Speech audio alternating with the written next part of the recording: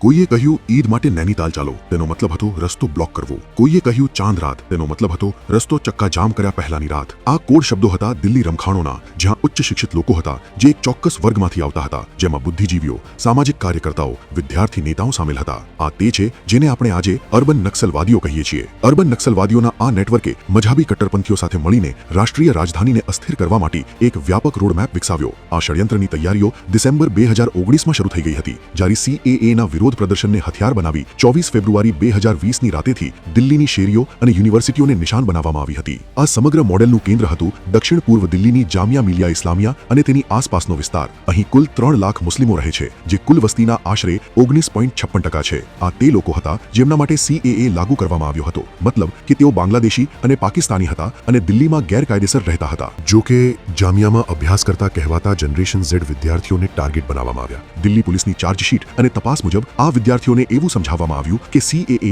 તેમના ભવિષ્ય, ઓળખ અને નાગરિકતા માટે સીધો ખતરો છે. જો કે કાયદાની મૂળ જોગવાઈઓમાં આવું કંઈ જણાવવામાં ન આવ્યું હતું. JCC દ્વારા કેમ્પસ અને આસપાસના વિસ્તારોમાં મીટિંગો યોજવામાં આવી હતી, જેમાં CAAને NRC સાથે જોડી દાવો કરવામાં આવ્યો, જો દસ્તાવેજો રજૂ નહીં કરી શક્યા તો નાગરિકતા ગુમાવશો. આ દરમિયાન જામિયા અને JNUના કાર્યકર્તાઓએ ભાવનાત્મક ભાષણો દ્વારા વિદ્યાર્થીઓને માનસિક રીતે તૈયાર કર્યા, જેમાં ઉમર ખાલિદ અને શર્જીલ ઇમામ જેવા નામ સામે આવ્યા. શિફાઉર રહેમાન, મીરાન હૈદર, મોહમ્મદ સલીમ ખાન અને ગુલફિશા ફાતિમા પણ શામેલ હતા, જો કે તેમને 8 જાન્યુઆરી 2026ના રોજ મુક્ત કરવામાં આવ્યા છે.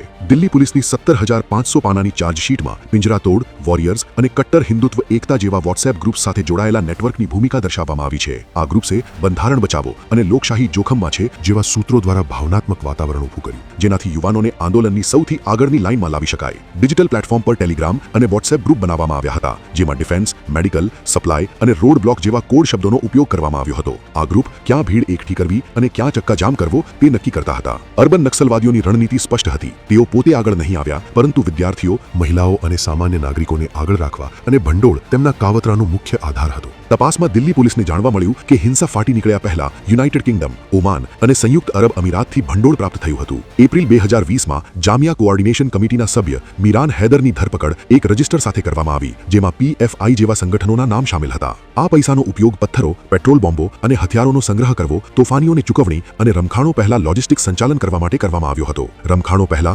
જામિયા અને તેની આસપાસના વિસ્તારો સાથે જોડાયેલા ઘણા ખાતાઓમાં મોટી રકમ ટ્રાન્સફર કરવામાં આવી હતી, જે તેમને હિંસાની તૈયારીઓ સાથે સીધી રીતે જોડતી હતી. 2020ના દિલ્હી રમખાણો એ સાબિત કરે છે કે જ્યારે અર્બન નક્સલ વિચારધારા, વિદેશી ભંડોળ, ડિજિટલ સંકલન અને યુનિવર્સિટીઓમાં ઉછેરવામાં આવતા ટોળા એક સાથે આવે છે, ત્યારે તે રમખાણો નહીં પરંતુ આયોજન સાથે કરેલો હુમલો હોય છે. આ હિંસા નહોતી, તે એક વ્યૂહાત્મક કવાયત હતી, જેની કિંમત સેંકડો નિર્દોષ લોકોએ ચૂકવી હતી.